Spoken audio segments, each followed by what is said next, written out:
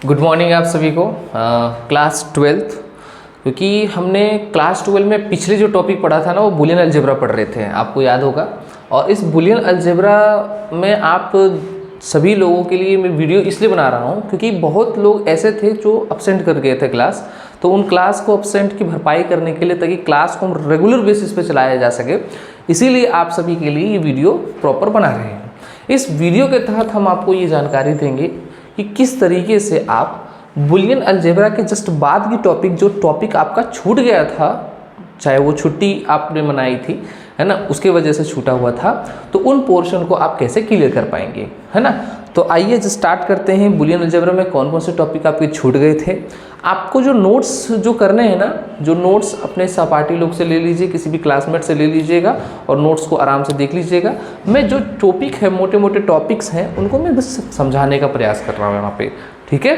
तो चलिए करते हैं स्टार्ट। और सबसे पहली बात तो मुझे ये बताइए, आप सभी को मैंने पहली क्लास में बता दिया था कि हम सभी लोग सबसे पहला जो सेक्शन पढ़ रहे थे वो पढ़ रहे थे बुलियन वेरिएबल के बारे में, कि आखिरकार बुलियन वेरिएबल कहते किसको है।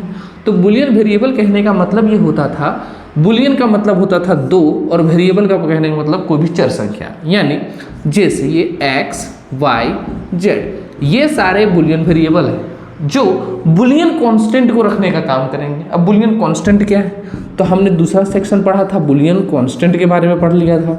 तो बुलियन कांस्टेंट क्या होते हैं, तो बुलियन कांस्टेंट हम उनको बोलते हैं जो सिर्फ 0 और 1 में वैल्यू को स्टोर करता है, उसे हम बुलियन कांस्टेंट बोलते हैं, ठीक है। तो हमें बुलियन वेरिएबल बुलियन कांस्टेंट समझ में आएगा कि नहीं। ये जो 0 1 है तो x का वैल्यू या तो 0 होगा या तो x का वैल्यू 1 होगा, y का वैल्यू या तो 0 होगा या तो y का वैल्यू 1 होगा। दैट्स इनफ, इतना सिर्फ हम लोग को छोटा सा समझना था। फिर दूसरी बात यहाँ पे आती थी कि बुलियन ऑपरेटर के बारे में।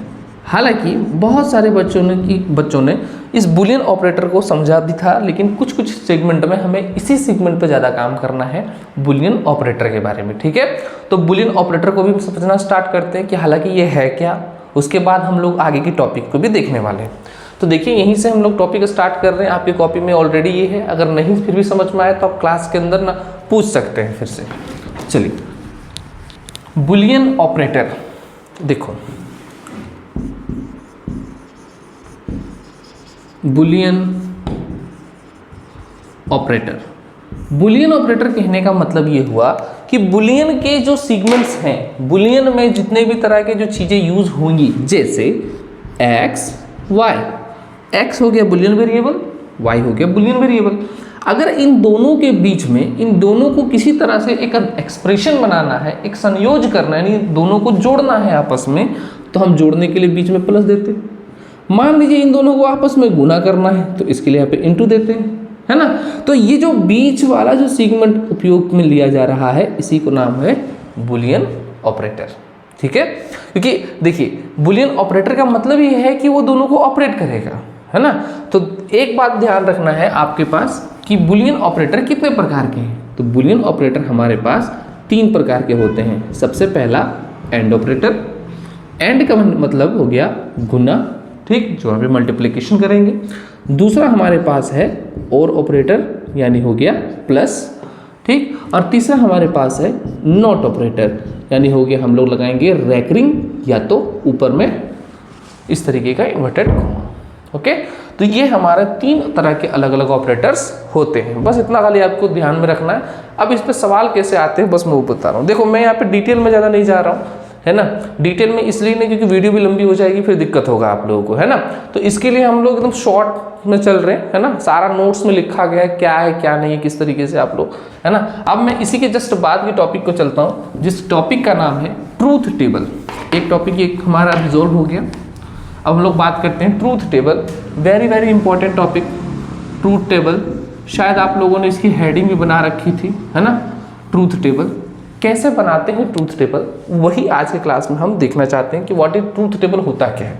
तो मैंने आप लोगों को बोला था कि we have X and Y, यानी मेरे पास 2 अलग अलग वायर हैं। एक्स कहने का मतलब भी वायर है, वाई कहने का मतलब भी वायर है। जैसे कोई फैन है तो फैन में हमने बताया था आपको कि 2 वायर्स गए हुए, तो एक का नाम रख दिया एक्स, दूसरे का नाम रख दिया वाई। अब इन दोनों सेगमेंट में क्या हो रहा है कि दोनों सेगमेंट में जो करंट का प्रवाह है, जो करंट जो जा रहा है वो किस तरीके से जा रहा है, high voltage low voltage, low voltage high voltage. आपको शायद मैंने बताया वो जीरो को हम बोलते हैं लो वोल्टेज, 1 को बोलते हैं हाई वोल्टेज, है ना। तो उस तरीके से किस तरीके से जा रहा है, कितने कॉम्बिनेशन बन सकते हैं, अगर कोई 2 वायर है तो उसके कितने कॉम्बिनेशंस बन सकते हैं। तो उसी चीज को दर्शाने के लिए ही कौन आता है हमारे पास, ट्रूथ टेबल आता है। ठीक है, कि जैसे मान लीजिए मैंने 3 तार जोड़ रखे हुए, कोई मेरे ऐसा एलिमेंट है जिसमें मैंने 3 तार जोड़े हुए हैं, तो 3 तार जब आपने जोड़े हुए हैं तो 3 तार में कितने तरह के कॉम्बिनेशन है कि करंट का प्रवाह कितने तरीके से हो सकता है, इस चीज को ही दर्शाने के लिए हम लोग किसका यूज करते हैं, ट्रूथ टेबल का यूज करते हैं। ओके, तो देखो ट्रूथ टेबल बनाते कैसे हैं उस पर ध्यान थोड़ा दीजिए, उसके बाद एक बार बस छोटा सा टॉपिक है कंप्लीट हो जाएगा। देखो आपको बोला जाए मान लीजिए 2 वेरिएबल्स का ट्रूथ टेबल बनाना है, तो कैसे बनाओगे आप, 2 वेरिएबल का ट्रूथ टेबल हमने कंप्लीट करना है। मान लीजिए मेरे पास ट्रूथ टेबल बनाने के लिए बोल दिया कि भैया तुम क्या करो ना, x प्लस वाई का क्वेश्चन मान लीजिए नंबर 1 हो गया, बोलता है x प्लस वाई का ट्रूथ टेबल बना के दिखाओ।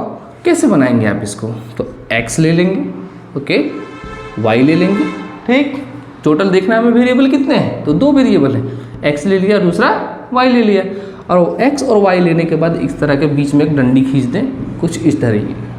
क्लियर है यहाँ तक का। अब तुम एक चीज़ ध्यान से समझो कि यार x और y टोटल यहाँ पे 2 वेरिएबल हैं, टोटल नीचे के कॉम्बिनेशंस को पता करने के लिए हमारे पास वी हैव अ फॉर्मूला, हमने एक फॉर्मूला दिया था आपको, ठीक है, जिस फॉर्मूला का नाम है 2 का पावर n। ठीक है, 2 का पावर n, जहाँ पे जो n है वो है नंबर ऑफ वेरिएबल, तो हमारे पास वेरिएबल कितने हैं, 2, तो इसीलिए बोलेंगे 2 का पावर 2, टोटल कितना निकला 4, यानी 4 कॉम्बिनेशंस नीचे बनेंगे। क्लियर, यानी कि 4 कॉम्बिनेशन नीचे बनेगा। अब चलो ठीक है, ये तो समझ में आता है, 4 कॉम्बिनेशन नीचे बनेगा। और एक आपको एक गाना याद रखना पड़ेगा, क्या है गाना, वो 1 2 का 4 का गाना था, है ना। अब ये होता क्या है, बस खाली वीडियो में कंटिन्यू बने रहो, आपको सब समझ में आ जाएगा। देखिए, तो ऊपर में देना 1 और फिर देना 2, 1 2 का 4, इस तरीके से गाना चलेगा। नीचे हमें समझ में आया, टोटल 4 डेप्थ नीचे जाएंगे और इधर 1 2 का 4 की तरफ जाएंगे। अब समझिए, देखिए किस तरीके से कॉम्बिनेशन आप लगाओगे। 1 का मतलब हुआ 1 बार 0 1 बार 1, टोटल 4 तक, 1 बार 0 1 बार 1, देखिए टोटल 4 हो गया। फिर इधर 2 है, उसका मतलब हो गया 2 बार 0 2 बार 1। ये बनी इसकी पॉसिबल कॉम्बिनेशंस, इसी को बोलते हैं ट्रूथ टेबल। क्लियर। अब दूसरी बात यहाँ पे ये बोला है कि भैया आप एक काम करो ना, ये x प्लस वाई को दोनों को जोड़ के बताओ मेरे को। ठीक है, तो यहाँ पे x प्लस वाई, ठीक, अब x प्लस वाई हो गया, इस तरीके से जोड़ना है। अब देखो x प्लस वाई, 0 प्लस 0 बराबर 0, 0 प्लस 1 बराबर 1, 1 प्लस 0 बराबर 1 और 1 प्लस 1 बराबर 2। नहीं, यहाँ पे हम लोग 2 नहीं करेंगे, यहाँ 1 का मतलब 1 नहीं है, यहाँ 1 का मतलब है high voltage. High voltage equal to high voltage, तो हम लोग यहाँ क्या बोलेंगे, 1 और 1 अगर जोड़ेंगे तो आएगा 1। आया समझ में, बिल्कुल छोटा सा था ये प्रारूप, ये ट्रूथ टेबल हमारा बन के रेडी हुआ। ठीक है, अब सेकेंड पोर्शन देखेंगे। गड़बड़ हो गया है, वीडियो बंद करता हूँ, पॉज करेगा, पॉज कर देते हैं। देखिए ये वाला जो सेगमेंट है वो बन चुका आपका, है ना। ठीक इसी तरीके से हम लोग इसका दूसरा सेगमेंट पे स्टार्ट करते हैं। देखो कैसे दूसरा सेगमेंट कैसे बनाएंगे आप, दूसरा क्वेश्चन कैसे बनाएंगे, है ना। अभी यहाँ पे मैं क्वेश्चन ले रहा हूँ x into Y plus X. देखिए कुछ क्वेश्चन अब इस तरीके से आ गया, तो हम लोग यहाँ पे देखिएगा कि क्वेश्चन हमें जैसे देखें तो हमको ये पहले फाइंड करना है कि how many variables in this side, है ना। इस क्वेश्चन में वेरिएबल्स कितने हैं, तो हमें वेरिएबल पता करो पहले तुम बाबू। पहले देखो यहाँ पे 1 और 2, सिर्फ 2 ही वेरिएबल है। ये अगला फिर से x आया है, मतलब कि जो डुप्लीकेट हो उसको हम वेरिएबल उस तरीके से काउंट नहीं करेंगे। तो एक हो गया मेरा x और दूसरा हो गया y। क्लियर है यहाँ तक का, ठीक है। अब यहाँ पे जिस तरह x और y हमने रखा, अब फिर से वही काम करना है आपको। क्या करना है, x और y का जो सेगमेंट था उसी तरह बनाना है। तो मुझे बताओ टोटल कितने वेरिएबल, 2। तो वेरिएबल को डेप्थ को निकालने के लिए हम लोग क्या बोलेंगे, 2 का पावर n, यानी 2 का पावर 2 इक्वल टू 4, यानी डेफ निकलेगी कितनी 4। और साथ ही साथ हमने क्या बोला था आपको 1 2 का 4 वाला सेगमेंट याद है।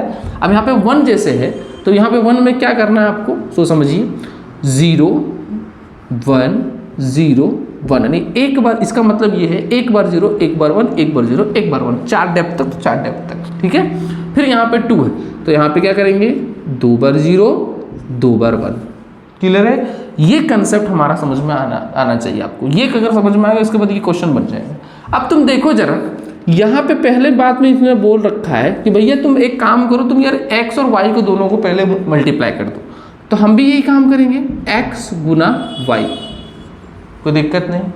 अब बोलता क्या है कि ठीक है एक्स वाई तो हो गया, यानी एक्स वाई निकल जाएगा, अगर मान लीजिए मैं इसको निकालूंगा तो निकल जाएगा। अब उसके साथ प्लस एक्स को करना, तो एक्स भी तो मेरा यहाँ पे ऑलरेडी है, तो इसीलिए क्या करेंगे, तो ये भी सेगमेंट है मेरे पास, और ये भी सेगमेंट देखो यहाँ पे हम निकाल देंगे। तो यहाँ क्या लिख देंगे X dot Y plus X, यानी पूरा फाइनल प्रोडक्ट हमारा आ जाएगा। अब चलो एक्स वाई कैसे करता है, तो 0 गुने 0 बराबर 0, 0 गुने 1 बराबर 0, 1 गुने 0 बराबर 0, 1 गुने 1 बराबर 1, क्लियर। तो ये इस तरीके से एक्स वाई निकला। अब क्या करना है, एक्स वाई के साथ एक्स को प्लस करना है। ये देखो एक्स वाई तो या 0 0 प्लस 0 बराबर 0, 0 प्लस 0 0, 0 प्लस 1 1 प्लस 0 यानी 1, और 1 प्लस 1 1, समझ में आया। तो ये हमारा ट्रूथ टेबल का सेकंड क्वेश्चन हम लोग कुछ इस ढंग से बनाएंगे। हालांकि आपको ये समझ में आ जाएगा, और इसकी कुछ प्रैक्टिस हैं, जो प्रैक्टिस मैंने आपके किसमें दिया है, आप जब भी देखोगे ना कि अपने नोट्स को, तो वहाँ पे आपको इससे सारे प्रैक्टिस मिल जाएंगे। एक और लास्ट क्वेश्चन मैं बना दे रहा हूँ, उसके बाद हम लोग ट्रूथ टेबल को द एंड करेंगे, उसके बाद हमारा सर्किटल डायग्राम, उसके बाद टॉपिक एंड है, ओके।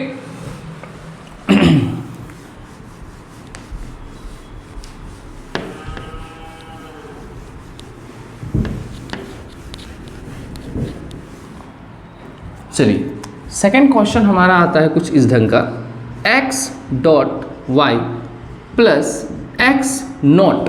देखिए क्वेश्चन वही था, सेम ही क्वेश्चन है, लेकिन क्वेश्चन में थोड़ा बदलाव हुआ है, सिर्फ यहाँ पे रेकरिंग लग गया है। तो इसमें क्या करते हैं, ये एक्स वाई टोटल वेरिएबल कितने, तो टोटल वेरिएबल 2 एक्स और वाई, ठीक। उसके बाद क्या करेंगे 0 1 0 1, ये तो समझ में आ गया होगा आपको, 0 0 1 1, ठीक है। 2 वेरिएबल है, 2 वेरिएबल को इस हिसाब से लेंगे। अब आगे बढ़ते हैं। अब जैसे आगे बढ़े तो हमको फिर एक पहले क्या निकालना पड़ेगा जी, x और y निकालना पड़ेगा। तो पहले मैं यहाँ पे x और y निकाल लूँगा, ठीक है। और उसके बाद क्या करना पड़ेगा, सो समझिए, अब यहाँ x नॉट है, तो x यहाँ पे तो x है, x नॉट तो नहीं जानते, तो यहाँ पे x नॉट भी एक अलग से निकाल देंगे, ठीक है। x नॉट भी निकल, मतलब ये भी निकल गया मेरा, और x नॉट भी निकल गया मेरा, ठीक। जब x ये दोनों निकल चुके, अब इन दोनों को मिला करके बना देते, तो x dot Y plus X not. कुछ इस ढंग के हम पहले अपने टेबल को इस तरीके से पहले डिज़ाइन करेंगे। जैसे डिज़ाइन कर लिया, अब ध्यान तुम लगाओ, x डॉट वाई निकालो, 0 0 0 0 1 0 1 0 0 और 1 1 1, ठीक। इनको आपस में गुना हो रहे हैं और कुछ ज़्यादा है नहीं इसमें। अब यहाँ एक्स नॉट आता है, तो एक्स नॉट को कैसे निकालेंगे, तो एक्स नॉट का मतलब होता है कि जो 0 होगा वो 1 हो जाएगा, और जो 1 होगा वो 0 हो जाएगा। कैसे, देखिए, जो x की वैल्यू है ना उसी पे चेक करो, इसका वैल्यू कितना है 0, तो x नॉट का वैल्यू होगा 1 0 0 का हो जाएगा 1 1 है, तो 1 का हो जाएगा 0, और 1 का हो जाएगा 0, क्लियर।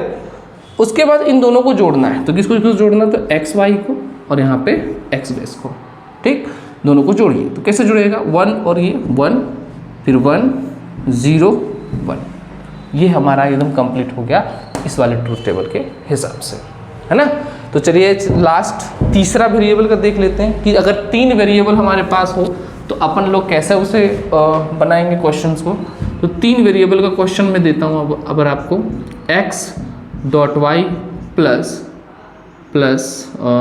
जेड। चलो बिल्कुल बेसिक सा सवाल लिया मैंने फिर से, है ना।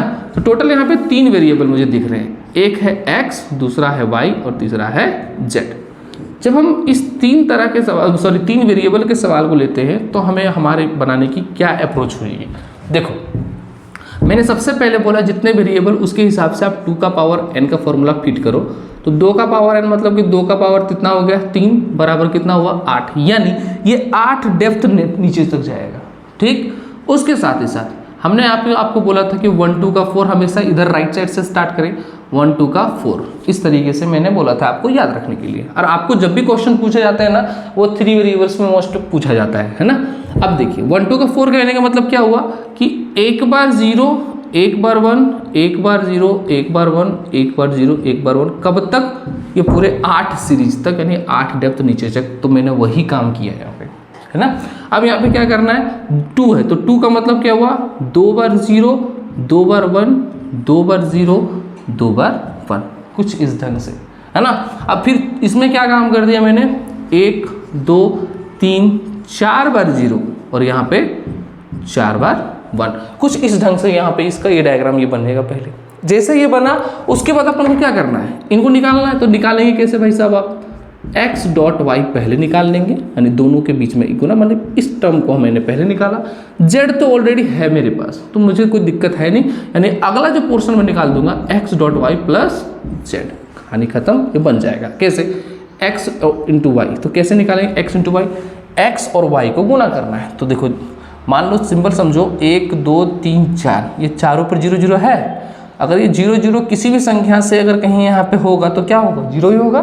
तो हम एक काम करें, ये चारों 0 को चारों 0 लिख दें, 1 2 3 4, क्लियर, यहाँ तक कंप्लीट है। फिर यहाँ देखिए 1 और 0 1 और 0, यानी x और y में तो गुना करने के बाद, और बीच में डॉट वाली गुना, 1 और 0 0 1 और 0 0 1 और 1 1 1 और 1 1, ठीक है, ये वाला समझ में आया।